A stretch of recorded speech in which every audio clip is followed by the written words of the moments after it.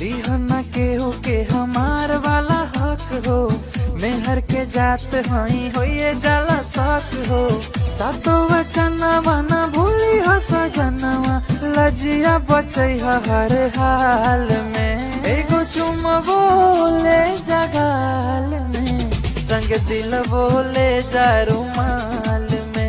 एगो चुम बोले जगाल में, संग दिल बोले जा रुमाल में।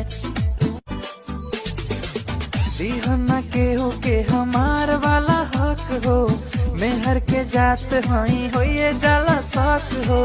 सातो वचनवा न भूली हो सजनवा, लजिया बचई हर हाल में। एगो चुम बोले जगाल में, संग दिल बोले जा रुमाल में। एगो चुम